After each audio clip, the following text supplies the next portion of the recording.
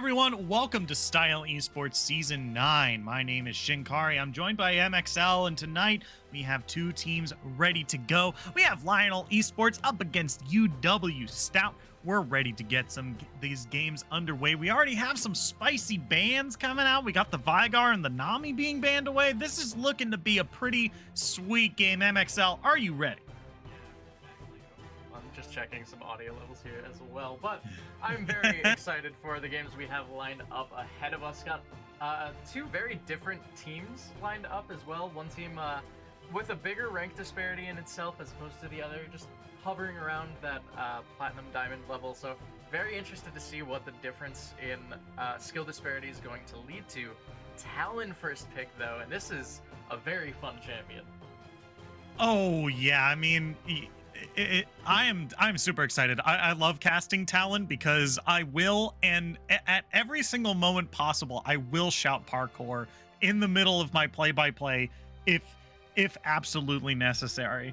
I will plug it in as many times as possible. I love Talon, so flashy of a champion to play, and maybe we'll see a game without Flash. You know, I have seen a bunch of Talons recently just go for that Smite Ignite play, as UW Stout is going to be locking in that Warwick Aphelios. Yeah, Warwick's not a champion I've seen a ton of recently, but I'm always excited to see what this champion's able to do in the hands of players that are used to utilizing him. Jhin going to be locked in as the counter to Aphelios as well. And you mentioned Smite Ignite Talon. I'm personally a huge fan of this setup. I think it enables you to just do so much damage in the early game. Talon notorious for that level 2, level 3 power spike. You fight at the crab, you kill at the crab. Orianna gonna be locked in alongside the Talon as well, so we're shaping up for a very fun comp coming out from Lionel here. Yeah, they could go for a pretty strong pick comp as well. If this Orianna, if you get a ball delivery service, that could be a whole lot of damage coming out from Talon and Orianna. And the Jhin to follow up as well. This is definitely looking like a comp that kind of wants to pick off maybe one or two characters that before going to an objective or something that they need all 5 members to go for. Who knows? Maybe they even go for a split pusher as well. But this is definitely not a team looking like, to me so far, that wants to 5v5 fight. Yeah, it's definitely a little more pick focused. But with the Thresh locked in, we see the Morgana banned away. Unfortunately, I'm not gonna have the luxury of casting one of those tonight. But Urgot looking to be the takeaway as well. This champion still feels absolutely disgusting right now. Super strong, super tanky, does a lot of damage. We're not going to be seeing it tonight. Yeah, it's always great to see. I think Urgot is another one of those cool champions to watch. You know, I mean, he's got shotgun knees. I mean, it's second only the shotgun fingers, right? Like, we have so many sweet shotguns that aren't shotguns in League of Legends, and so always good to see more shotguns. And Urgot's got, what, 6 of them? 6? Yeah, Graves only has 1. So Graves only has 1. That is 7 shotgun bans from Lionel thus far in the game. Other things to take note of, and again, I'm a Riven player, so take what I say with a grain of salt. But Mordekaiser are going to be banned away as well. So 2 very potent duelists up in the top side. I'm very excited to see how this will pan out going forward. And now, 4th pick for Stout. I'm expecting this to be a top laner blind. Yeah, and you know, I think a lot of folks, when they're picking blind, Set is usually a pretty strong pick, but Diana being hovered here, this is a comfort pick for Netta P here, who has 131 games on the champion this season. Has been practicing a little bit more of Zoe recently, but you know, that's a decent amount of comfort that I think you feel comfortable locking in. Even blind here, as Karma is going to be the lock-in for Lionel here, and Ornn as well. Ooh, all right, yeah. I mean, you could just blind pick your top laner there. My concern was with 3 massive top laners banned, could end up pinching the pool a little more. Ornn is a very, very safe blind pick for the top lane. Really, really like seeing this, especially when you already have the team fight from the Orianna, from even the Talon with this more bruiser-focused build. I'm interested to see what the counter pick's going to be. This Mordekaiser ban makes a ton of sense seeing the Ornn locked in. Might just be a wet noodle fight up in the top lane. Never mind, it's going to be Fiora issuing a massive challenge up topside. Yeah, UW Stout has locked in a whole lot of damage, in my opinion, here across the map. The other side has Talon and Jin, right? You can't knock those. That's going to be a whole bunch of damage right there. But Warwick, Aphelios, Diana, Fiora, there's barely a front line on this team. If anything, it's going to be Thresh and Warwick if he falls behind, right? But a lot of this is going to be a whole bunch of burst damage looking to deal pretty quickly into this fight from UW Stout here to try to really counteract all the squishies that Lionel has drafted here.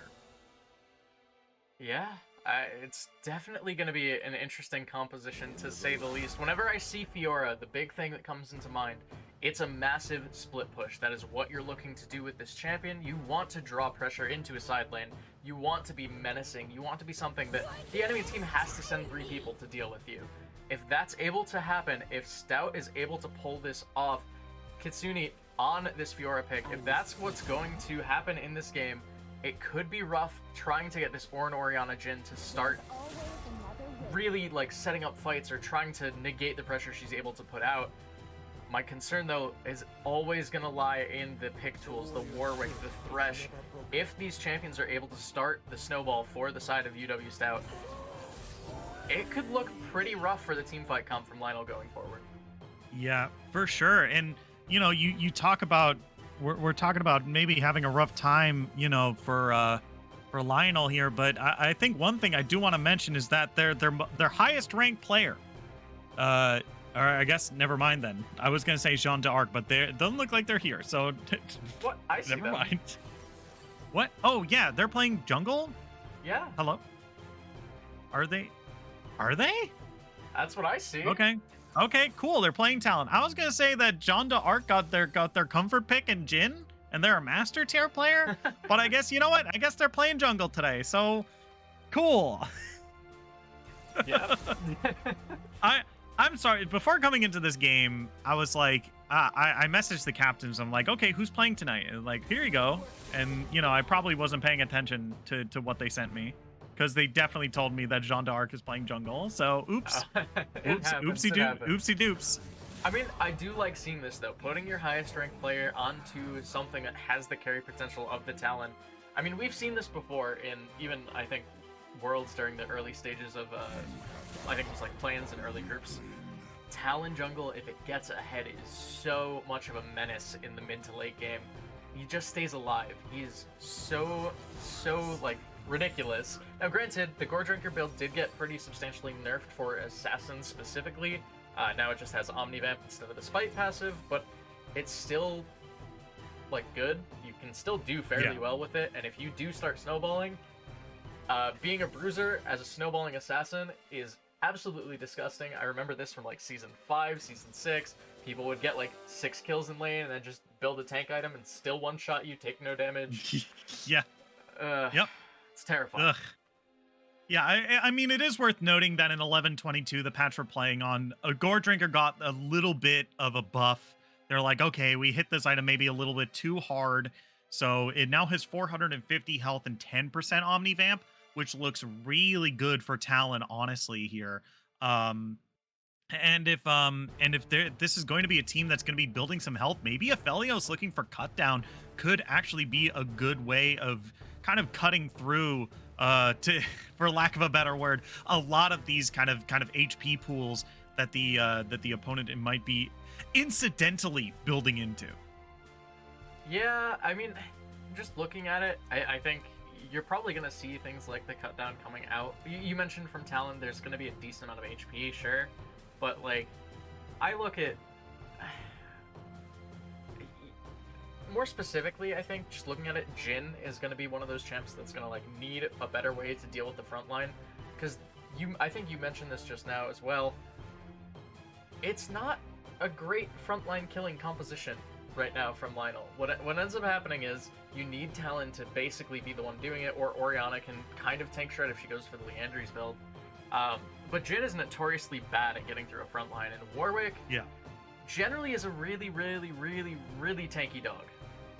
Yeah, and And also, there's not really a way for Lionel to reliably interrupt that Warwick ultimate, right? Like he can lock down. There's a whole bunch of squishy targets. One R press, and he's on to someone, and then there's not a whole lot that Lionel can do about it, right? You'll have to use the second half of the Orn Horn, or pray that Warwick is close to a wall for Orn to knock them into the air. I think if he lands the pillar just right, he can interrupt the Warwick ultimate. But other than that, you have command Shockwave, which I don't think you want to use that to stop Warwick, and it's No. also kind of unreliable as well. There's just not a whole lot of tools they have. Once Warwick has jumped in, and especially onto the Jhin, like you said, there's going to be a whole lot of problems. Yeah, I'm interested to see how this Infinite Duress will be used.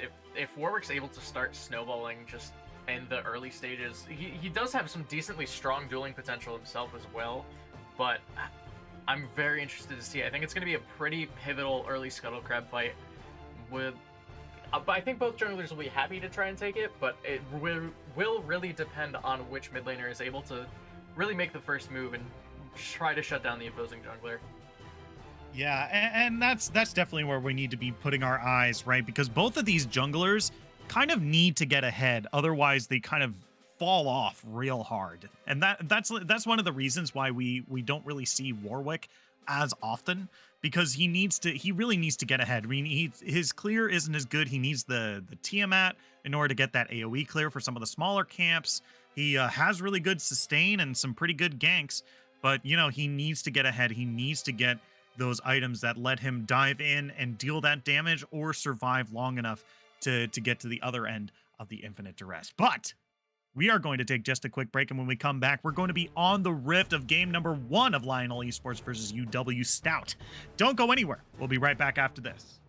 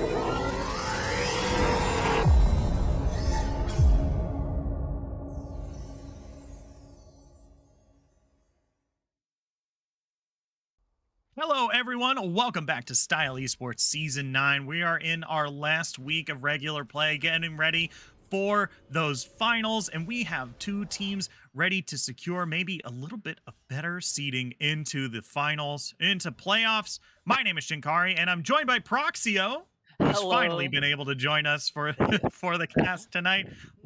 Better, a wizard is never late, nor are they early. They arrive precisely when they mean to. And we are ready to get this game underway. Proxio, are you ready?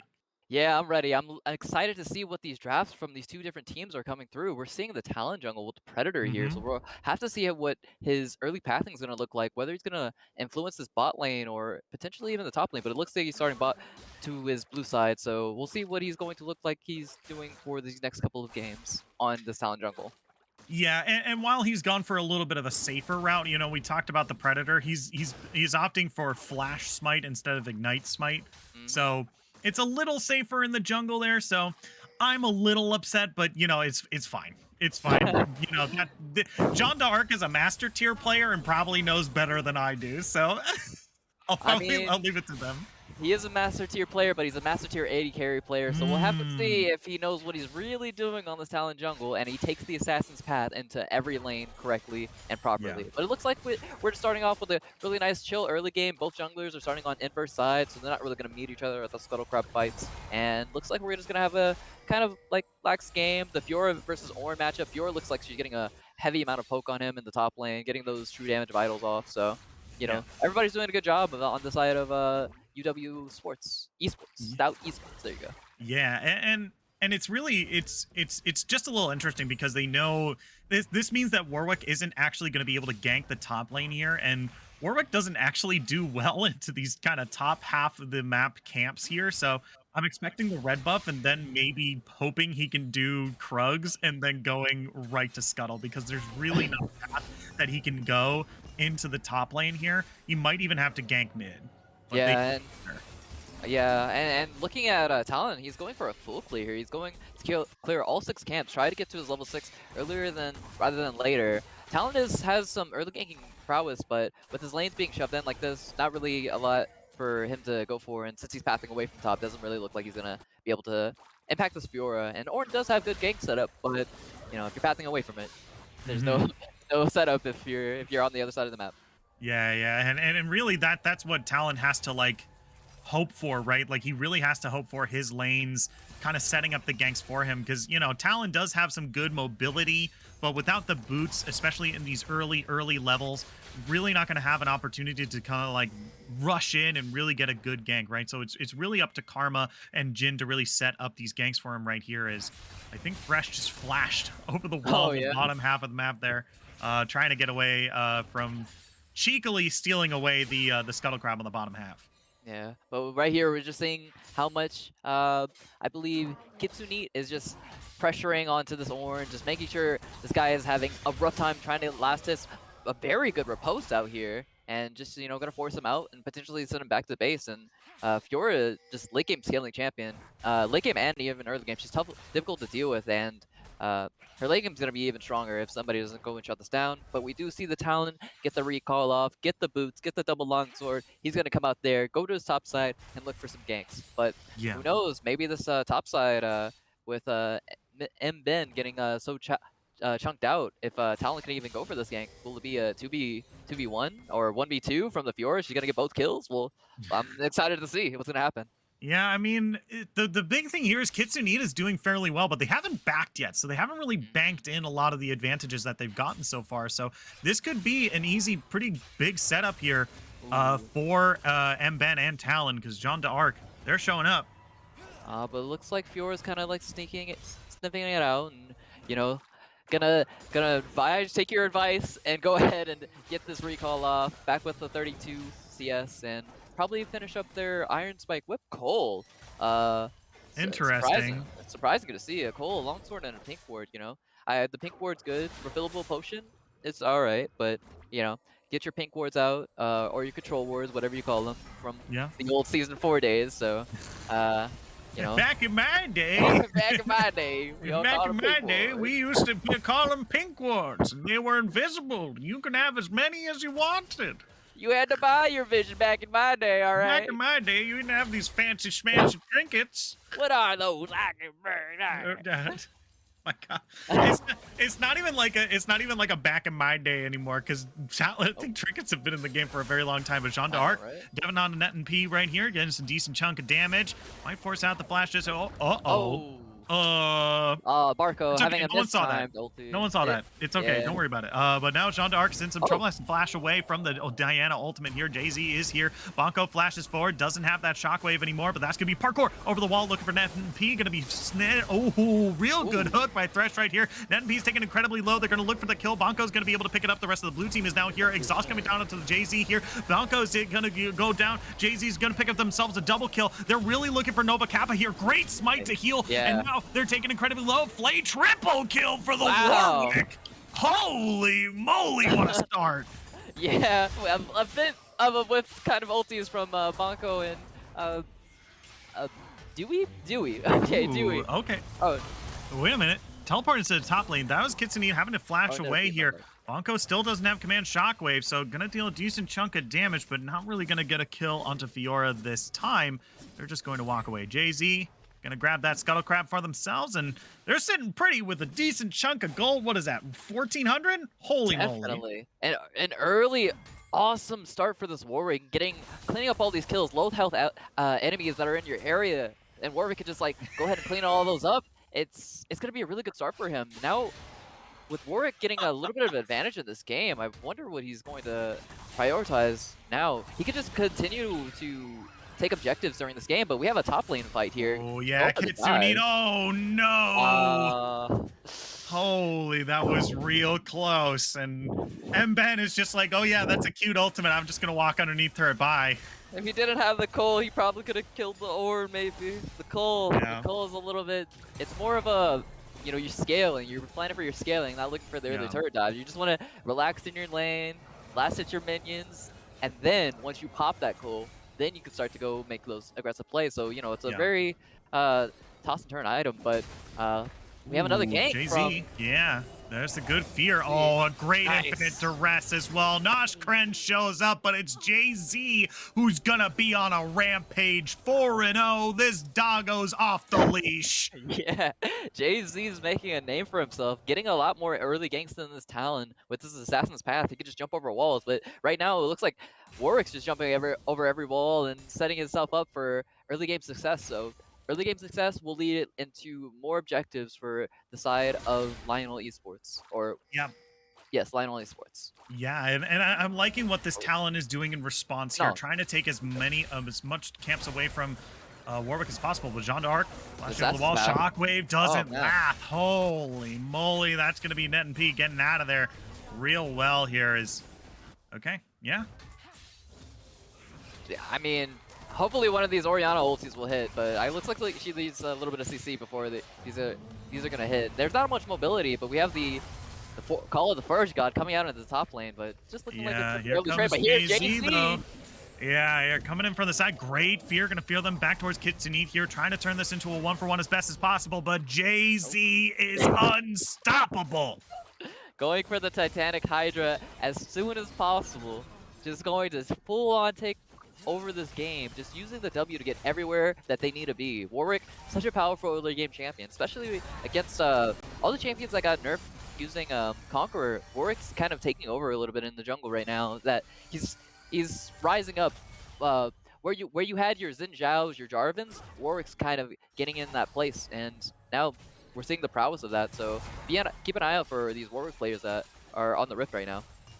Yeah, and I did want to mention that Jay-Z has, you know, that's their most played champions. Warwick by about 40 games, and then everything else is in single digits. So, you know, to call them a one trick is pretty good. The only reason I didn't kind of mention it during picks and bans is because they're how to say this in a caster way. Their win rate isn't exactly the best in solo queue. Yeah, it's let's just leave it at that. Well, perhaps the reason is that they can accrue these early game advantages, but they don't know what to do with it. So hopefully this will be something that UW could figure out to help JC out, because they have a great early lead, but It's only on the Warwick, so he needs to push this lead further and further down. So I would like to see Jay-Z start to invade this talent, try to scout him out, make sure he can't start jumping over those walls, and basically make it so talent can't put pressure on any of the lanes. So Jay-Z, I hope you get your objectives and pressure this talent out of this game. Yeah, I think what I would be looking for right now is this Rift Herald, right? Like that's a really good objective on the map right now. You have mid and top prio, and you have such a huge advantage that like if someone comes to contest you, you can definitely fight them for sure. Yeah. And Warwick just pathing into the top lane might look for Mben again. Does have that infinite duress. There's Not a bad fear. option. Ooh, dashes onto the other side, gets the Nice. fear. Kitsuneat's gonna be the one picking up the kill this time. This is definitely Rift Herald time. Definitely, and that's not a bad option as well. Get your Fiora ahead, keep ganking this orange. She's been abusing this orange the whole game, and Talon has had no response really. Talon's only been able to just farm his camps, and we have that's Net and Pede getting in here pretty well, but the curtain call comes out, gonna get to the other side. Thank you for the lantern. That's gonna get them out of there. That dark passage coming up just in time for when they need it, but that gives them some of the mid lane prio to go for this dragon and trade objectives, while Rift Herald is going to go to the side of Jay-Z and their team. Dragon is going to be scaled up for blue team right now. Sorry, I'm messing up on the names of the teams currently right now. Yeah, it's all good. I mean, this is definitely the trade that you want, and I don't think it's the end of the world either, right? Like this is at this stage of the game, like picking up a Cloud Drake is not going to be like the end of the world. It's still like a pretty good dragon to get by itself because the bonuses that you get from it is flat. Like you're just getting a flat ability haste on your ultimate. And I do work with another caster that's just like, oh yeah, it's the best single Drake to get because it ensures that you get a better soul here. Is Neta P looking for Jeanne d'Arc here, but they're able to parkour over the wall, so they're out of there. Yeah, and I mean, well, having a Mountain Drake, you know, it's looking actually pretty good for the side of for Lionel Esports. All right, we got it. Lionel Esports is blue side, and UW is red side. I apologize for this mishap. I just came late, so I just trying to get this right. But having Lionel Esports getting these Mountain Drakes, Orange scales twice as hard with any armor or magic resist that he gets. So if they're able to accrue more of these dragons over the course of the game, then Orange is gonna be like super thick in the late game. And Orin is not something I see many members of UW Esports being able to cut through, because the only true damage they have on their team is the Fiora, and Fiora needs to proc her vitals, and I'm not sure if Orin's the first target you want to be going for, because the rest of them will be doing really good damage, and we see a good solo pick here by Neta P. Neta P's going to get a decent chunk of damage here. Jeanne d'Arc is going to dive in. This might be the opportunity that they were looking for, but here comes Warwick. Flash forward, dash over to the other side, get the fear, try to get a 1-for-1. You succeed, but you die in the process. Jeanne d'Arc goes down. It's a 2-for-1 in the mid lane.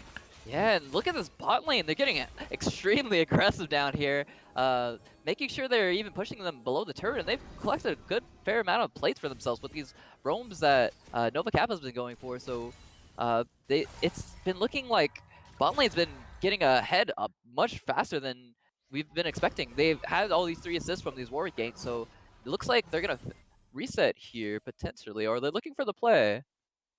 Thresh? I mean, the red gun is so good on Noxkren. The Aphelios red gun is so good that even if you have the green gun, you can still fight. But I think the blue team might look to bait this because there's an Ornn in this bush right now. Oh, hiding behind enemy lines, waiting for his call of the Forge God. Looks like everybody's trying to set up for this bot lane play. We're about to see some explosions happen down here. Oh yeah, here comes the curtain call. There's the Ornn Horn, gonna knock them both into the air. This is gonna be the force shot coming across, but it's gonna go wide. Jeanne d'Arc is now over the wall looking for the turret dive right here, but that's gonna be Warwick immediately on the call here. Neta P is looking for Jeanne d'Arc, but he's gonna pop that ultimate, get that invisibility, and get away. It's a wash in the bot lane at the end of all that. Yeah, now Fiora's going to get even more pressure on the top side, and this is going to get her closer to finishing her Cole. 18 left on her Cole, so she'll be able to finish that up, and another item power spike coming out. We actually see the Divine Sunder on Fiora. Not sure, usually I would see a Gore Drinker, but Divine Sunder is not bad against tanks. You know, chunk them out. So she's really good. She's going to be the main damage, so she's looking for cutting down this Ornn and then letting the rest of her team mollywop the rest of the other part of the team. Yeah. So it's looking good for the side of UW Esports. I'm liking what they're doing right now. Yeah, and I agree as well. I mean, I don't think that the team is going to be completely like if this Ornn goes real big tank. I don't think like Aphelios can still. There's so many items that he can build. Blade of the Rune King comes to mind. Lord Dominic's Regards comes to mind as well. There's like going to be a lot of items here that this Aphelios can pick up if this Ornn becomes a problem. You know, the only thing that's coming in the way of that is that this Ornn is behind in CS by 40 and down and hasn't actually been participating in a whole lot of kills that their team has done so far, only sitting at 1 so far. So you know, it's just really tough right now for this Ornn if they're trying to get ahead. Definitely a fairly good snowballing champion if that's, you know, what happens. Like you said, if they get these armor and magic resist like the Drakes, or if they get if they're just able to get a whole bunch of items, the passive that Ornn has is just going to make those a whole lot more valuable. Now John D'Arc right now is kind of in a interesting spot. He's been able to farm up and accrue some of the gold lead back into this game. He's not fully into this game, but I can't see him going onto this Aphelios or this Diana, potentially going for a one-shot on them. If he gets his next item, he has been shut out. I will say he has been shut out, but playing it a little bit slower is not the worst thing for John D'Arc, but well, I'm curious to see if he'll be able to go for any one-shots. Like that last play that was set up in that bot lane wasn't looking too good, but about to have a dragon Yeah, fight they land here. the hook. They throw him into the box as well. There's so much AoE damage coming across here. Netapede does so much damage. Double kill almost instantly here. And now the rest of the blue team still looking to steal. Kitsune dives under Autonomous Lover here. And Lamon's Lover is going to go down, and they're going to zone. Oh, they're looking for Bonko right now. That's the Dark Passage. They're looking for them. You got to run for your life here, bud. Yeah, that's going to be them dashing forward right here. They're still on the hunt. Can Thresh find them out? But it looks like they're just going to continue walking towards that Ornn on the top half. They're going to back away. Blue team and loses another turret as Fiora continues the split push. All right, now John D'Arc is completely out of the game. With that death right there, I was hoping that they could pop off something in that fight before the dragon gets down, but with Aphelios completing the Mortal Shield Bow, it looks like your time's just running out talent on this Talon, and you need some really good setup or some really good distraction to get into this backline. But with that, I'm not sure how I would see Lionel coming back into this game.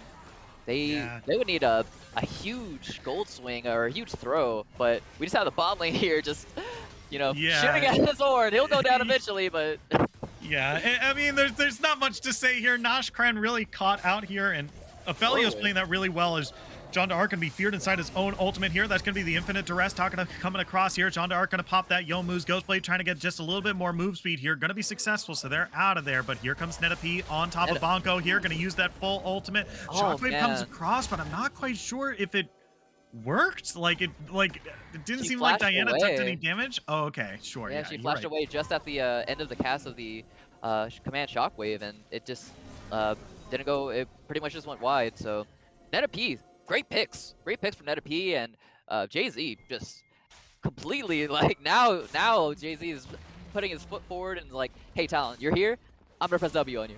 I'm gonna blood hunt you, and you're not gonna be able to go anywhere near my bot lane, and you're not gonna kill any of them. They already have a shield bow.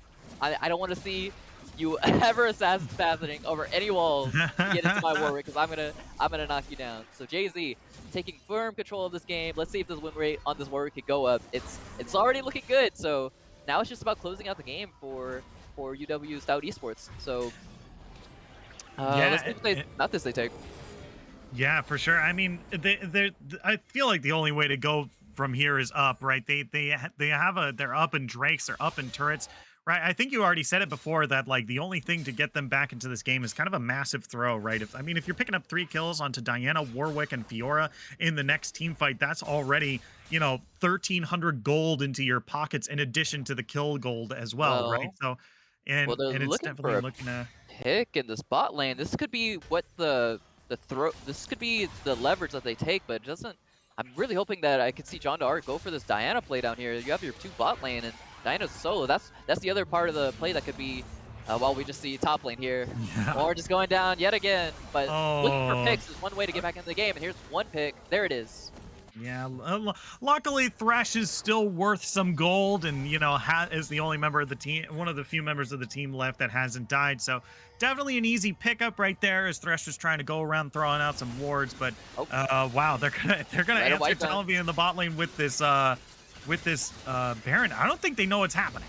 No, they have no vision of it. They don't really see anybody on the map, so that's their only indication that they could possibly doing something. But it's going down so fast that they're gonna be slow on this, and I believe John Arc is just gonna sit down here in this bot lane and wait for a pick. But the way you really get back into any League of Legends games is look at those bounties, guys. If you can capture any of those bounties, that's one way to accrue some gold lead onto your team members to get something back into the game. That's your X factor. It's your comeback button. There is ways to come back into the game, but if Stout Esports just plays it too cleanly, then they won't give him any chance to come back. And getting that Baron is one good way, but misplaying for this Gromp, could it be? Yeah, Kitsune is skating incredibly low here. Going to heal back up after killing the Gromp here. So now it's Mben versus Kitsune. We've seen this matchup play out before. Here comes Nova Cappy here. They're trying to put in a little bit more damage, just going to stun a little bit more of Kitsune's healing. Here comes Jay-Z, though. It's 2v4,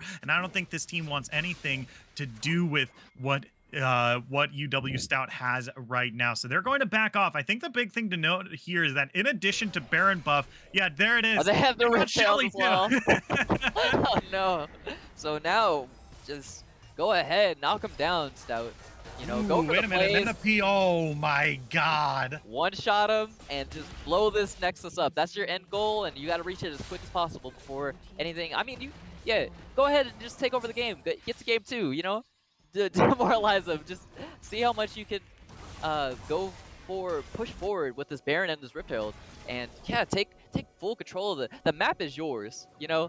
Own the map, and when you're owning the map, make sure they have no room to breathe. Just choke them out, and make sure they're done, and try to finish this game out.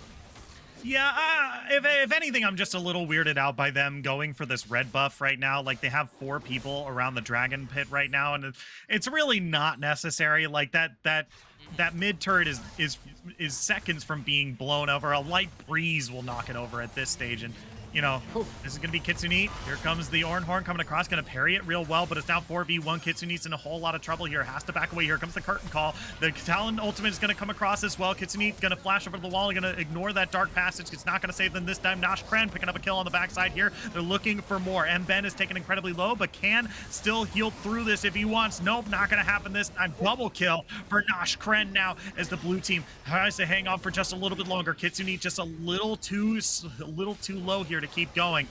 Throw out the hook, not going to land. They're picking up an inhibitor though. And now they're getting the push into mid lane too, utilizing the rest of this Baron buff, getting some. That was about all Lionel could go for, is just try to pick out this Fiora, but she's looking too evasive for you. And we go with the in-game Neta P. Neta P gets one more. Oh my man, they're even having a teleport in from Fiora as well. Jay-Z is underneath both the Nexus turrets right now, trying to tank them up, trying to get one more kill. No! He dies. The perfect game has eluded him, as now the rest of the team is now pushing on the rest of the Nexus turrets here. This is the final gambit for the blue team to stay alive in this game. Hook comes out from Kuno, is not going to land. Flay comes across out of Mben. They're looking for more. That's going to be a parry onto Antlemon's lover, but before they can even continue this fight, Kuno goes golden, and the Nexus explodes.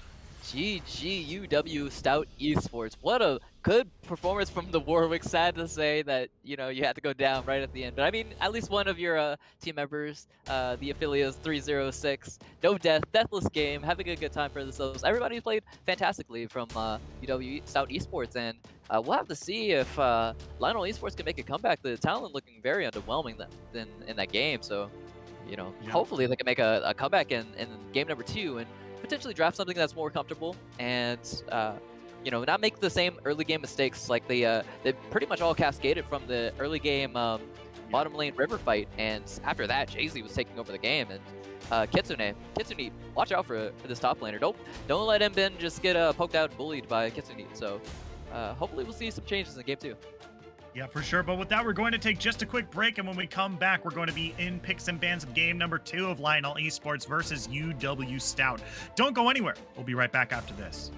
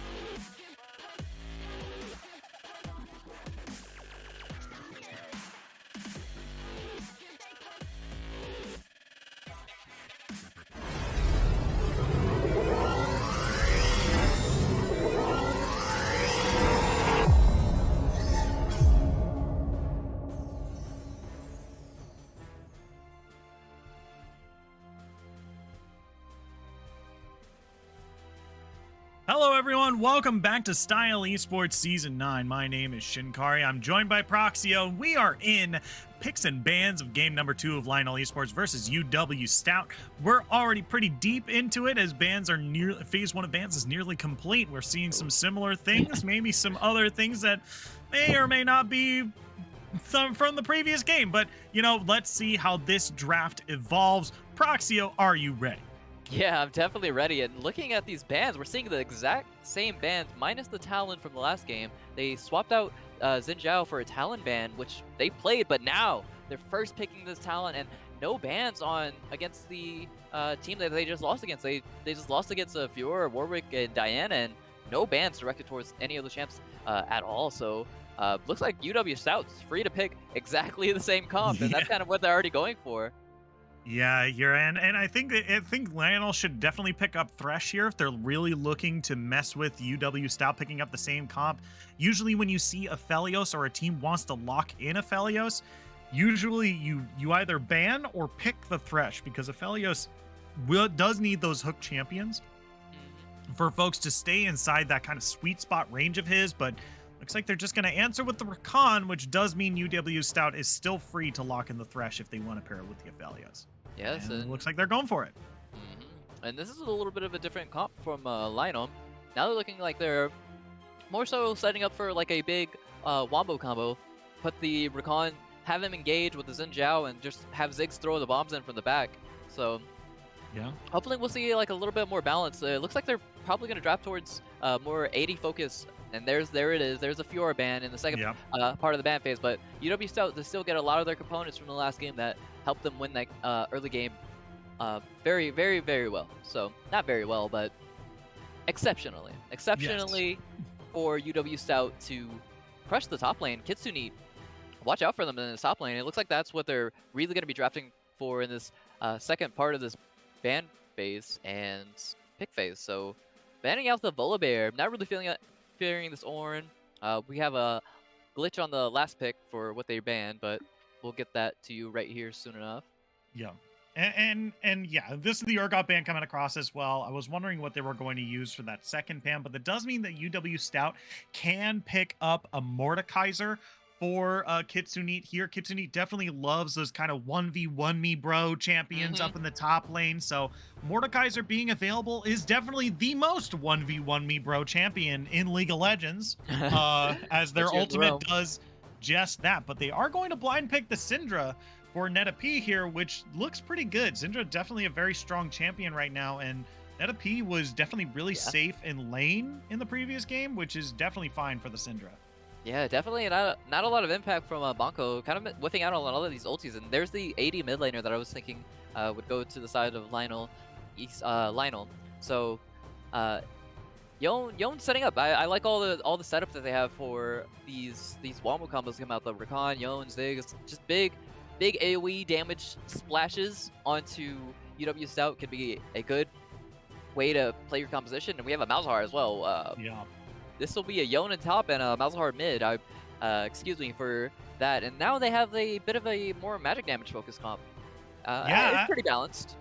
Yeah, for sure. And I like the Malzahar pickup here specifically because this is what they needed in the previous game, and Rakan's going to be able to do that to a degree as well. The big thing here is that in the previous game there was nothing to stop the infinite duress once Warwick had dived onto a champion. Right now, Warwick basically has to wait for Malzahar to lose that spell shield, and then Warwick has to dive on a Malzahar. Otherwise, you're just getting point and clicked, and both teams played hard. You know what I mean? Like. Yeah, Gnar is a little bit of a mistake there. Gnar is Mordekaiser. The 1v1 king. Yeah. Putting him in the death realm. Going to fight the Yone in the top lane with the Mordekaiser. That's going to be quite an interesting matchup. Yone is actually known for his 1v1 prowess as well. Yone is known for a lot of things apparently, but Yone, we'll have to see if this is an entirely different matchup for this from the last game. Ornn just getting clapped, stabbed and poked at his eyes and his horns. Fiora was like a monster hunter, just taking away everything from Ornn, but now it's going to be cut off the tail. Exactly. Left some barrels, some traps. Right. Grand challenging him at every turn, but now this is a much more aggressive and a boxer style of a top lane. We'll see a lot of clashes and trades between this Yone and Mordekaiser in the top lane, and now this looks like more so the Xin Zhao and Warwick can impact this top lane, and this could be what decides a lot of how the game's going to turn. Because if Yone gets ahead in this game, he can set up for everybody on his team very well. Just sending his ulti into UW Stout, getting a pick onto the Syndra or the Aphelios could be pivotal, and then that sets up for the Rakan, the Ziggs to follow up. Malzahar can stop the Warwick from infinite duressing the Yone whenever he tries to go for the engage as well. So I'm liking Lionel's Esports comps here a lot, comp a lot better than last game. Yeah, for sure. And I'm going to be looking at UW Stout to really be building some Zhonya's hourglasses here, or even just some anti-burst items for defensives between them. Like, it's definitely going to be pretty important for a lot of these, because just being able to go golden when being dove by Rakan or dove by Xin Zhao, or a bomb is coming at you, like there's a whole bunch of things here, abilities that Lionel Esports has, that going golden will be really useful, especially for that Syndra. You know, I'm also looking at maybe picking up, edge items similar to Edge of Night, Banshee's Veil. Yeah, yep. Spell Shield is going to be another big one here, because especially for this Warwick, it's going to be real tough to find any targets to dive on top of. Now, I'm going ahead and looking at this mid lane matchup, Syndra versus Malzahar, if that should be the matchup. We look like we're actually having Malzahar potentially in the top side and still the Yone in the mid. Looking at this draft, Banco actually taking the Yone and going to match it to the Syndra, so a complete subversion of what we initially thought what this game was going to look like. Malzahar top versus Mordekaiser. I'm not sure if Malzahar can hold on against a Mordekaiser. If Mordekaiser can potentially knock down a shield with one of his Qs, then he can just pull the Malzahar, and Malzahar doesn't have many options once he's inside the realm. He can use his ulti to stop Mordekaiser from progressing on him and try to fight him, but I'm pretty sure Mordekaiser could survive that, pop the W, and then just walk at the Malzahar, and he doesn't have much mobility, so Mordekaiser should be able to land at E, and this is one of Kitsune's infamous champions, so I'm not sure about this swap for Lionel. So we'll have to see if this Malzahar top lane and this Yone in the mid lane is gonna work out for them. Yeah, and I feel like it's just a little awkward for Lionel as well. Like, it seems like they're playing just a bunch of folks just not in the lanes that they're comfortable with. So they're just trying to make do with what they've got, right? We spoke about Jeanne d'Arc being normally an AD carry player, and now they're in the jungle. Banco and M. Ben, I believe, are both or Nova Kappa and Banco, it's Nova Kappa and I believe M. Ben are both support players, and then Banco is a Veigar one trick, and which apparently, according to OPGG, is just nothing but bot lane. But regardless, we still have a bunch of folks who are just not on comfort right now and are just trying to make the most of what they've got, and this might have been why they faltered a little bit in game number one, right? Jeanne d'Arc might be a master tier player, but all the way down the line, it's nothing but 80 carries. Jhin, Ezreal, Kai'Sa, right? None of those are junglers, right? Come on, you could have played some Graves, bring out the Ezreal jungle. Come on, you can play a little bit. Switch. Sometimes deviating from your comfort cannot be really, it can be really impactful for you as a player. So if you're playing something that you're more comfortable on, regardless of whether it's in the preferred role, you could say, with quotations around it. Playing your comforts could still be a strength of your own. It actually adds a huge dynamic to your team, and some teams don't know how to play against it. So, utilizing that as a strength rather than a hindrance, and kind of just going to what's meta and what's assumedly strong, it's not always the best answer. But we can see if Lionel Esports can bounce back in this game too. They drafted entirely differently. No tanks, all damage. We're going forward. We're gonna try to knock them down before they knock us down. Hopefully they don't have a rough early fight in that river, because Jay-Z and NetaP, they can definitely take over this game. Kitsu needs one you want to watch it for, and Nosh Kren and Kotokuno, solid bot lane. We'll see what Animom's Lover and Nova Kappa can do in this bot lane. Look for possibly roams on this Rakan, and we're just We're waiting for the delay, and we'll be back with you soon. And go ahead, Shinkari. I don't want to cut you off. Yeah. I mean, we're gonna throw it to a break. We'll see you in a little bit. When we're back, we're gonna be on the Rift with Lionel Esports versus UW Stout. Game number 2. Don't go anywhere.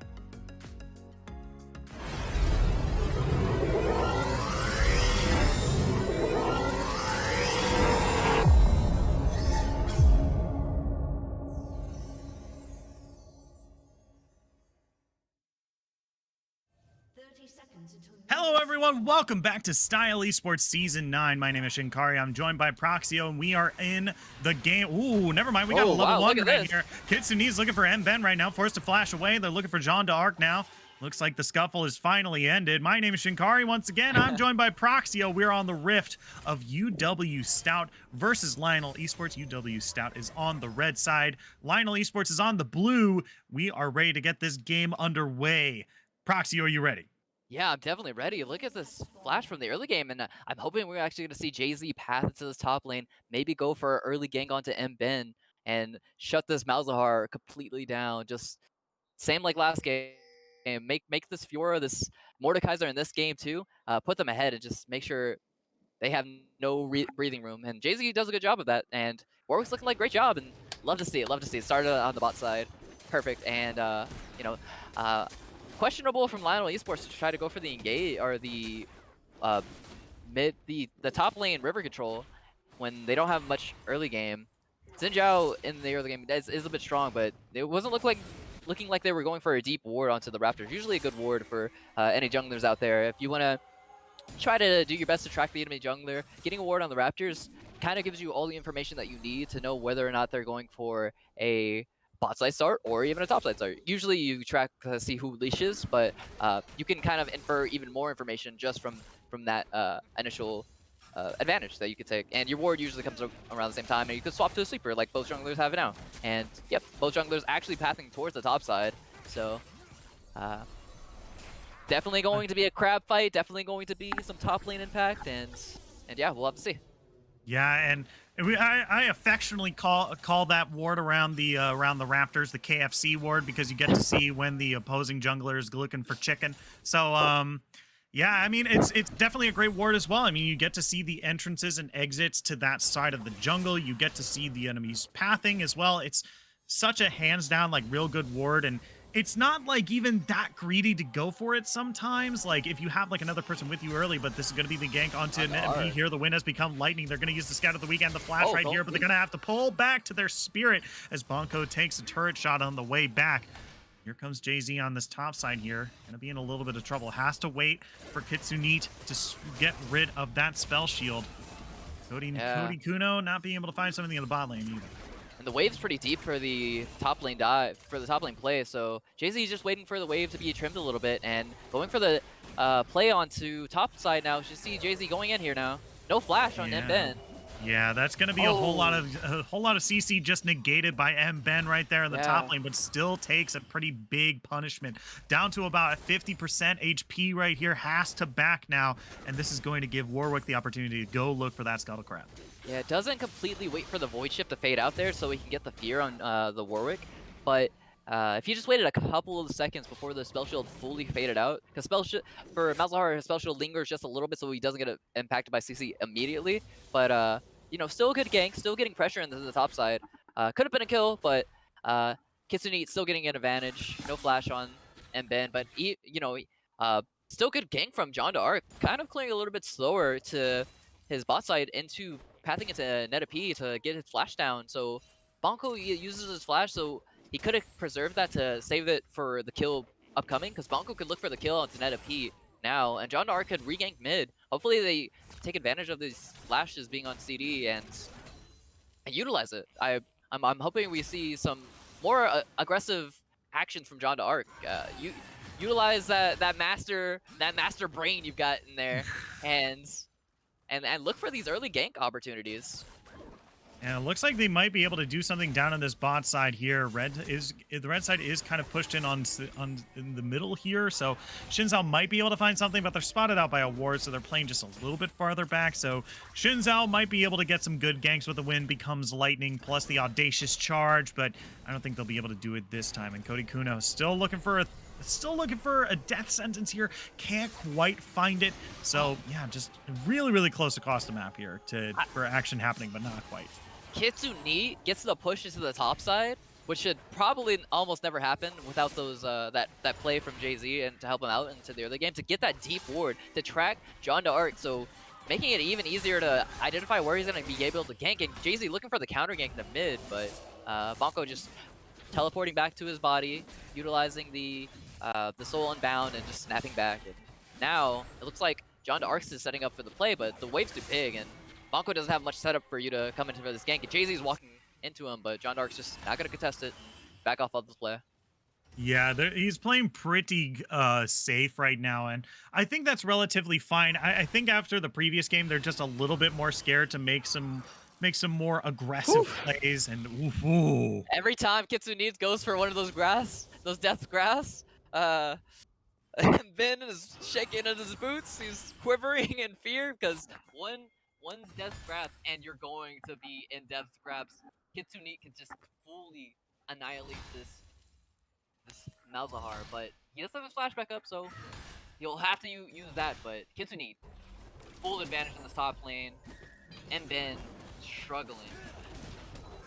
Yeah, and this is really just Kitsune just running away. This is exactly what you want to do as well. You want to, when you have a push like this, even if it's going towards the enemy side, wave control is so important in the top lane because you're by yourself, right? It's different from, oh, wait a minute. Dark Ascendants, they're looking, ooh, great play flash. What was that? Okay, that was certainly an interesting interaction there. His first blood goes over to Jay-Z. I think I know what happened.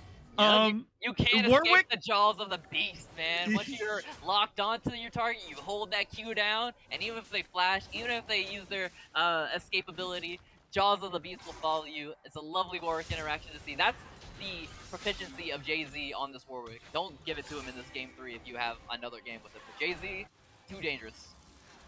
Yeah, and now we see this is once again wave management was the topic when we were talking about Kitsune. Like this is when you are ahead in the top lane. Wave management is super important because you are up here by yourself. It is the longest lane with the fewest amount of people in it, right? Oh, wait a minute. Flash forward. Yami no Gameu. M. Ben is taken into the Shadow Realm here. Going to throw down the Shadow Suppression, trying to keep it alive for just a little bit longer, but Kitsune is so strong. Not going to be able to take any star chips this time, but John D'Arc is trying to dive forward. Flashes forward. 1, 2, 3. Talon Strike. Gets the shield. Trying to look for a little bit more. Conqueror proc, but not going to be able to dive underneath the turret this time. Just going to scare them away from M. Ben. Kitsune. It's a wash up in the top lane. And actually, that's surprising to see that the Nether Grasp actually really does counter the Mordekaiser whenever he goes for the ulti. It buys you a couple of seconds, I believe about 3 or 2.5 seconds of Mordekaiser's Death Realm. So Mordekaiser not able to full-on finish M-Ben in the top side, even if he gets the R off on him. But Animal Lover, we have the TP coming in from Yone on Banco.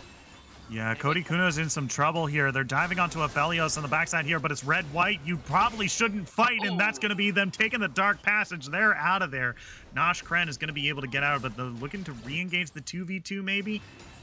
Kitsune taken real low in the top lane. Yeah, Kitsune gets it back, so I would assume that if Kitsune has 2k gold left in their inventory, but they're not yet spending it, I would assume this would be finally their time for a recall after they push this wave in. And they can go get their what guys like to build the Omni Vampire, right? Yeah, Riftmaker for sure. Riftmaker, yes. So we'll be seeing a bit of a Riftmaker come out for Kitsune, and now they could probably go for a bigger a kill onto M-Ben and knock him down.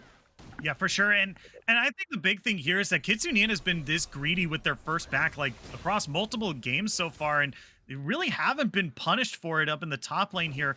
John D'Arc really really only came to the top lane just to do a counter gank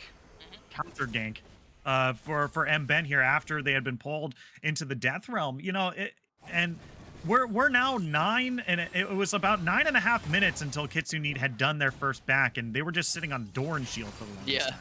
Yeah, and they almost got away with taking M-Ben down, but we see a hook down here in the bot lane onto Nova Capital. Good combo. Beautiful play. But Rakan is going to be the one dashing back to safety here. Not going to be able to capitalize on the red-white don't fight just yet, but John D'Arc is looking for some plays down the bot lane here. Cody Kuno's looking for a little bit more as well. They might have stepped a little bit too far. Flare forward. That's going to be the Q coming out from Noshkren here. Going to swap over to the green gun now. That's going to be the Mega Inferno bomb coming across, and Cody Kuno's going to be taken low here, but Noshkren still wants some more. The Crescent Guard is going to keep them alive for just a little bit longer, but you only protect Shin Zhao. Noshkren is looking for a little bit more. Lands the Q. Tries to throw out a little bit more damage. Can't quite find it. Meanwhile, on the top lane, Kitsune 1v1ing M-Ben here. Going to throw down the suppression, but Yami no Gameu. They're going to pull them back into the Shadow Realm, taking them real low this time. They're picking up the locator cards in your rarest card. Forced into the Shadow Realm and knocked down. He has no chance but have his mind shattered and broken. But we have enough play in the mid lane. Yeah, the Lots of only outplay. fate that's been sealed this time is Bonkos as Jay-Z comes in. Gonna pick up the kill for themselves. NetaP's gonna live to see another day. 2-0 on this Warwick. If Warwick's a dog, then Bonko's dog food. He's eating him up and taking him down with the Jaws of the Beast, following the flash perfectly. Love to see every play that Jay-Z is getting onto these targets and making sure he holds down that Q and knocks him down. He's accruing some objectives. He's going for the Rift Herald, it looks like, right now, and they're just now taking over the game. Good job on UW to take over even more so of this game, and the play bot lane was good, but we have a dive in the top lane. Cody Kuno up here. It's a little messy to start. Cody Kuno's now in some trouble here as John d'Arc might have found them out here. Has to flash over the wall. 3-talon strike lands. The wind has become lightning, but there's the infinite duress over the wall. They got a decent chunk of damage. Cody Kuno finally flashes over the wall here. Good damage from Kitsune on the other side of the wall as well. And Jay-Z is on a killing spree. 3-0. This is looking mighty familiar. Hova. Jay-Z. Looking like the artist he's named for, and he's playing so well. Jay-Z's on this Warwick. You gotta stop this, man. He's taking over this game. John d'Arc looking a little bit jungle gapped in this one, unfortunately to say, but had a good gank in the bot lane. Yeah, but Jay-Z is taking full control over this game, and I believe we're having a bit of issues with the spectator bug, but we'll see if they clear up a little bit. Giving the gold over to Kitsune is good too, setting up to finish off that Rift Maker. And Noshkren and Cody Kuno, solid bot lane, not being hampered by any of the engages here. And Ben maybe stepping a little bit too far forward. Oh, yeah, you don't want to step forward into Kitsune here, as now they're looking for Nova Kappa here. They're going to flash forward, land that fear, but the charm is good as well, suppressed. So far, that's going to be the big shield coming across as well. Jean d'Arc is here. It's now a 1v2. The wind has become lightning. Jean d'Arc is going to pick up the kill on the Kitsune. And he is 1 second away from the realm of death. Kitsune probably could have stolen Jean d'Arc's stats and won the 2v1, but not to happen, But Riftmaker complete. Mben getting a little bit of push in the top side, accruing some CS, going to get a CS lead over Kitsune. It's a small one, but a CS lead nonetheless. And let's look at CS numbers and gold overall for both teams. And it looks like, yeah, UW definitely getting that gold advantage, having 2k gold over their team. Most of it is in the top lane. 500 gold still for Kitsune. Still up in gold. Jungle has 400 gold over John d'Arc, and most of the lanes relatively even. Actually, bot lane 1,000 gold up. Noshkren underrated, but should be celebrated because you know he has these guns. These are good setup for guns for a good gank. You just toss the R out in the Moonfall Visual, I believe it's called, Moonlight Visual, and you can just set up for any type of gank that you want to. But it looks like Jay-Z still wants to pass up into the top lane. You know, Kitsune is probably calling for him. Is like, this Malzahar is so easy, man. We can knock this guy down anytime we want. So, yeah, Cody Kuno throws out a whole lot of abilities. That's gonna be them finally picking up the kill there. Mega Inferno Bomb comes across, not gonna land the kill. The damage onto Cody Kuno's Kitsune trying to do the same in the top lane here. Noshkren trying to flash away. Look at this red-white damage so far. Gonna take the Dark Passage all the way back to the turret as well. Infinite duress from downtown. Jay-Z picks up a big kill. They're on a rampage. Kitsune's gonna pick up this turret as well. Oh, Bonko having some super unlucky press R champs. You gotta land your skill shot, buddy, or else you don't get any value from one of your most powerful abilities on your kit. I mean, every ability is powerful, but one of his most powerful abilities on his kit, the Last Duress, or not the Last Duress, the Fate Sealed, he's not sealing anybody's fate. He's letting his own teams decide his fate for him, and with missing these R's. So Bonko, I hope you can get some good Rs on these champions, because your TPs are excellent, but just no follow through, For sure is, yeah, we're now 15 minutes into this game, and you know, like you said, the gold lead is is definitely going into UW Stout's favor. We're seeing kind of a repeat performance from game number 1 here. They even picked up first turret as well, and they have some pretty good control over these drakes as well. And I think the big thing here is that picking up these 2 drakes early kind of forces the opponent to now prioritize these drakes, whereas before they might have not. So now UW Stout can definitely force fights around these dragons as well, and it's up in the next 2 minutes. So that's probably where we're going to see the next really, really big team fight. If it's not down here in the bot lane, Nashkren is going to get engaged onto. They're standing on top of the lantern. They can't go anywhere, and that's going to be the suppression as well. Nova Kappa is going to be the one picking up the kill this time. Yeah, and that isn't all 4 and commit the TP just to knock down Nashkren. So let's see what UW can take on the other side of the map while their ADC does go down in this play. Doesn't look like much, just looks like Kitsune is going to be able to push in the top side, get some more CS, which is, he's already powerful, so, you know, getting him even stronger is going to be a world of hurt for this next fight that's coming up. Yeah, I mean, this is the best time to do this kind of play, right? Because there's not a whole lot that the red team can grab on the other side of the map. But speaking of grabs, that's going to do the hook. And, Blast Cone back over the wall. So they're about with the safety. The box was used by Cody Kuno, but should be back up in time for the drag fight that's up in a minute. Potentially, they could even look towards going toward the Rift Herald that's up in 40 seconds. So options here for UW Esports with their control of the game. But I like the neutral control they have in the bot side river. You see those pink wards, that green ward, setting up just so they don't lose too much control of their game. But Kitsune just walking into the top side jungle, taking away the blue buff away. Gonna hurt Jean d'Arc even more so than he's already been hurting. But Kitsune may step too far forward here, but he does have the Realm of Death, the Death Realm, and he sent them to it.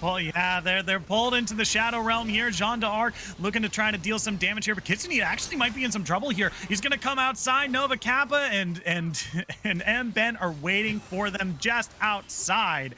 1-0 up in the top lane. The Mordekaiser is down. This Dragon's up into 20 seconds, and it's looking like a man advantage for Lionel Esports right now.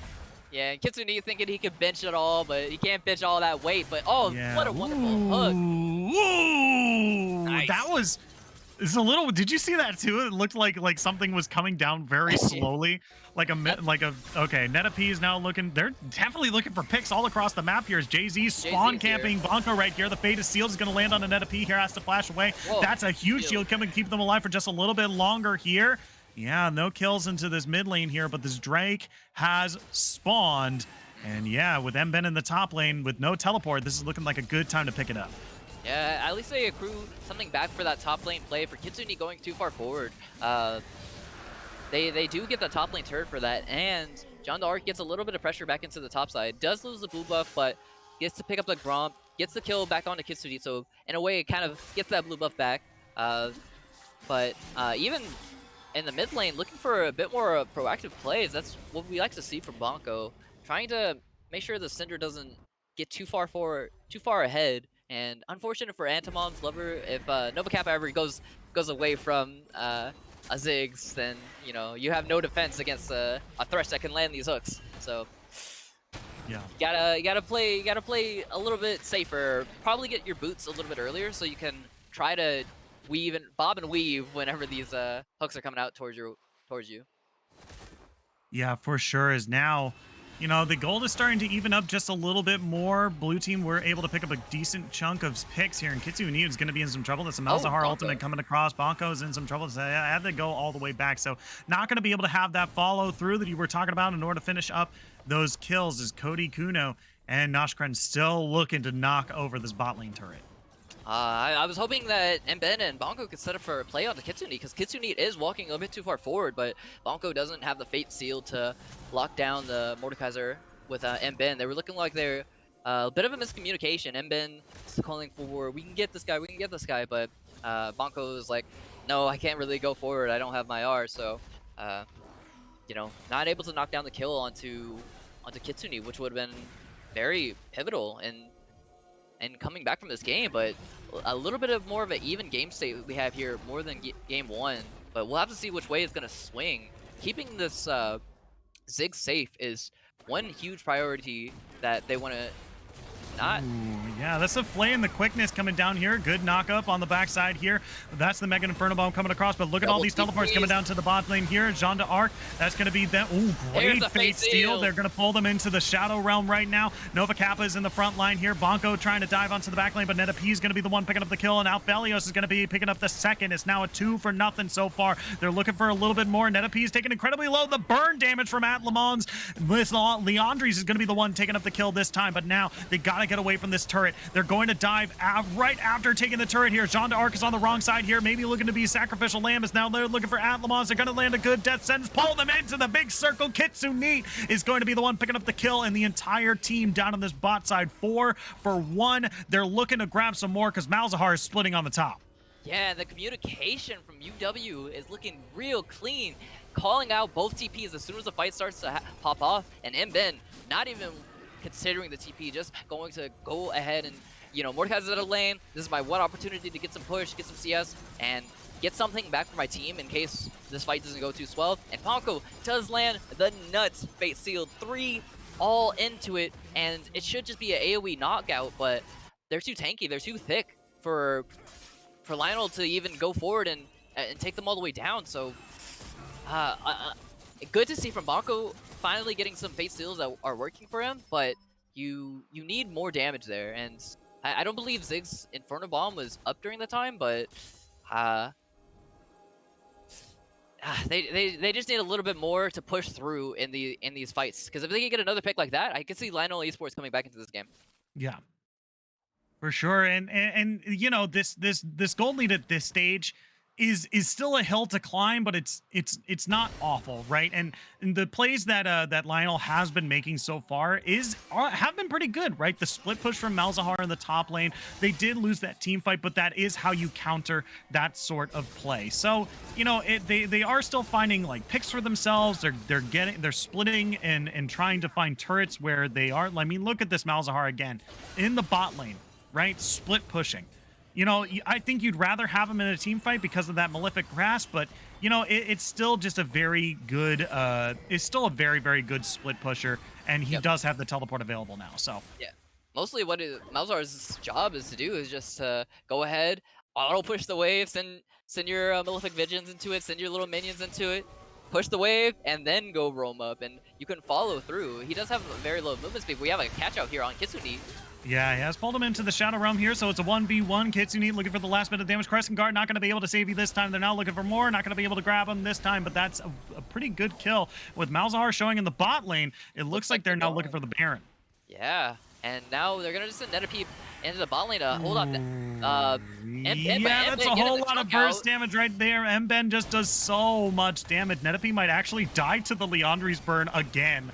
And now they're looking to maybe they got to peel off this Baron. Okay, that's going to be the charm right here. Kitsune's now in the middle. Nova Kappa is in the wrong spot though. Jay-Z is down onto Antlemon's lever. Here comes Malzahar. Going to be suppressed right up. Moonland Vigil doesn't land, but the Fate Seal does. They're going to be able to find the kill on the Malzahar. Bonko finds one. Can they find more? Nope, not anymore this time. It's a 4 for 1 over around the Baron pit. And UW making sure all their fights are working out just enough for them, and Lionel not able to have a clean response, and this is going to be the soul picked up. That's been just over the course of the game. Jay-Z making sure every dragon's picked up on the side for UW, so a wonderful soul for them. Mordekaiser gets a bit of a bonus from it. Moonlit Visuals is alright for a Cloud Soul, but you know, just still having your ultimate CDs on a lower cooldown is still just a wonderful thing for all these good. These are still fantastic ults for UW. So Cloud Dragon going down, Cloud Soul. You know, it's still wonderful to have all 4 dragons on your side and not the enemies. Yeah, for sure. And this is definitely like you said. I'm not super thrilled about the Cloud Soul right now because it doesn't seem like anyone can really use it particularly well. Like even Warwick, it's like he's gonna get it at the end of his channel, but even then, like he's already stuck onto his target and he already has better tools for sticking onto his target as well. So it's not really the best thing here. The big things is that you are going to open up the Elder Drake now is going to spawn in the next 5 minutes.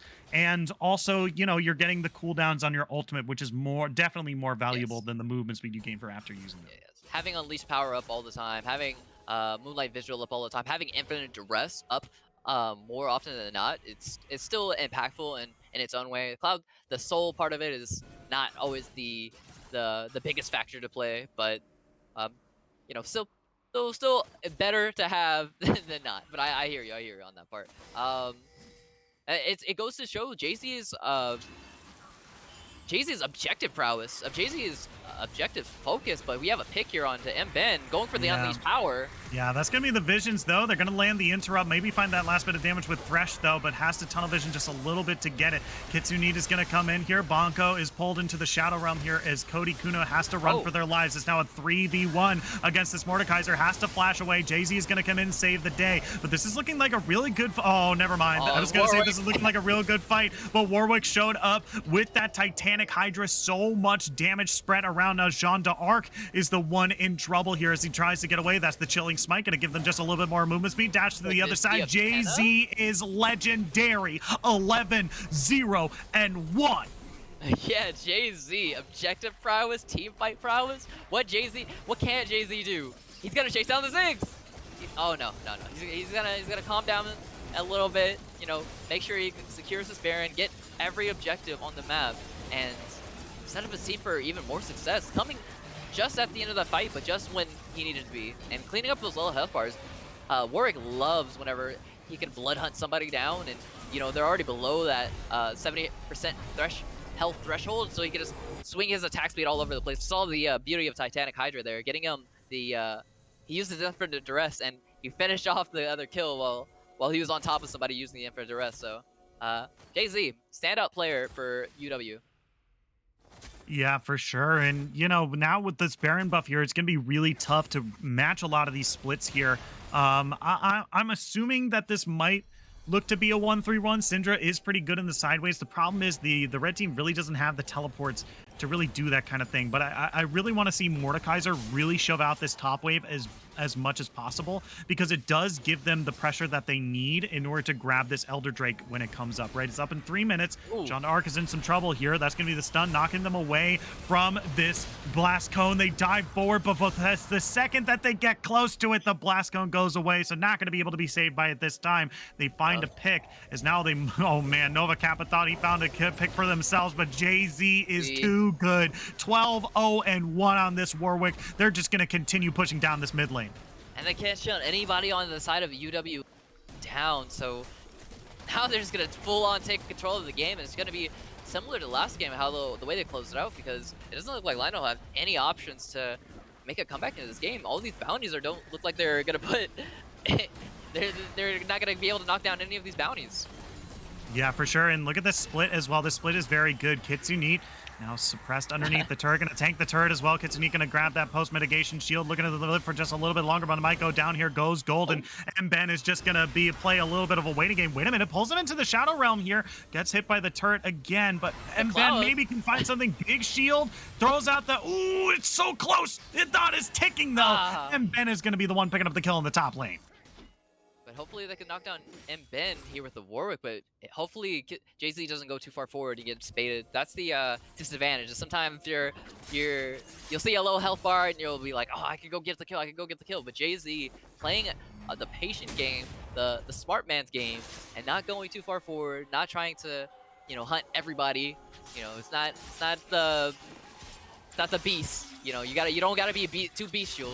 You're still a man in there, Jay-Z. So keep your minds right and just work on closing this game. You have the mid lane inhibitor down. Now you can just swap Mordekaiser down to the bot lane, siege into the top side, or whatever you might decide. You can still push mid lane too if you want to just try to push out every semblance of vision. But there is a Elder Dragon spawning, and looks like they're going to both fight for this, or even set up for this Elder Dragon. But Cody Kuno making sure the vision's on point, making sure they don't have any way into this Elder Dragon, and just going to choke out Lionel from doing anything.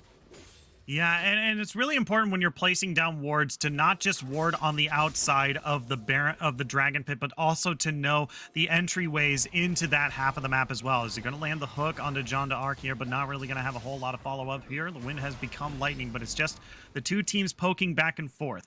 It is important to note that around the red buff right now, the the red team is completely in the dark, okay? They have their first ward down there, but it's a pink ward, probably going to be cleared up real quick. Gonna throw up another vision ward to be safe. Jean d'Arc gets hooked there. Ooh, the big lantern play. That's gonna be the quickness coming down, looking for this charm on this Jay-Z, but they're not gonna be able to find it. Jay-Z's gonna pick up another kill. That's the fate sealed over the wall, looking for the kill on the Cody Kuna, but he has a stopwatch, and you can't stop this Thresh, nor can you stop UW Esports, as now they're collapsing on top of the Elder Drake. Mega Inferno Bomb comes across and quite nearly steals it away. The red team picks up the Elder Drake, and this might be the nail in the coffin. Look at Bonko's HP bar. Oh my goodness. One more auto and Bonko would just go down. But we won't see it, and I'll have to say Mben was doing a good job of keeping that mid lane from being super pushed in, so the super minions don't go too far in, but the rest of the fight's lost, and Bonko's here, and the Elder... Yeah, Cody Kuno goes down. The Elder Drake is not going to be able to save you this time. Kitsune pulls Mben into the Shadow Realm right here. It's going to be very easy to pick up that kill. Thank you very much, Elder Drake, as they're going to be able to pick up that top lane turret. Jay-Z flashing forward, looks to that inference dress, not going to be able to land it. Can they get onto Ant Lamon's Lover? They're underneath the turret right now. Jean d'Arc looking for a little bit more. Exhaust comes down as well. He's going to just back away, scare them off of these Nexus turrets, as now the final push comes through. To be able to take one. Can they take more? Bonko's diving forward, looking for Nosh Kren, but Elder Drake is going to be the one finishing off the kill this time. That's going to be Ziggs taking incredibly low, stunned up, taken down, triple kill for Nosh Kren. Make that 4 maybe, but Lamont Sluffer is going to be able to pick up the kill on the Neta P again, probably with the burn, and they're going to be able to pick up the Nexus number 2. This is a clean sweep 2-0 victory for UW Stout. UW Stout looking really clean. Jay-Z, standout player. Definitely Jay-Z div. Put some respect on his name. He's been playing so excellently. Taking every objective, going ahead and shutting down his enemy jungler, but you do have to take into consideration that the enemy jungler is not very familiar on jungle champions. Very much more of an AD carry player, so still an impressive show out from UW. Not just to compliment just Jay-Z, I think all of this team played very, very well. Seeing the wars from Cody Kuno was very impactful. Everything that Aphelios, unkillable really, in every fight. Well, I think he had a couple of deaths, but not hard to knock down. Nosh Kren playing very well with his bot lane Cody Kuno, and Neta P standout showing actually in the first game with the Diana pick, and a little bit quieter in this game, but still definitely a player to look at. So all of UW, a strong team. Looking forward to seeing how they progress through style. Yeah, for sure. But that's going to do it from us here. Thank you all so much for tuning in. For myself, the entire live broadcast crew, Proxio, my co-caster, MXL, our producer for this evening. Thank you all so much for tuning in. We have a few announcements to get through. If you haven't already, press that follow button. We have League of Legends action for y'all to watch every single week. If you're feeling generous, press that subscribe button. And we now have a Patreon. You have a Patreon that you can subscribe to. We look at all of this amazing production quality that you can come to enjoy here at Style Esports. That's what your Patreon is going to go towards. Make sure to subscribe to that Patreon if you're feeling generous. It helps us out a whole lot. But from everyone here, thank you all so much for tuning in to Style Esports. And we'll see you at the next match. Bye-bye. Peace.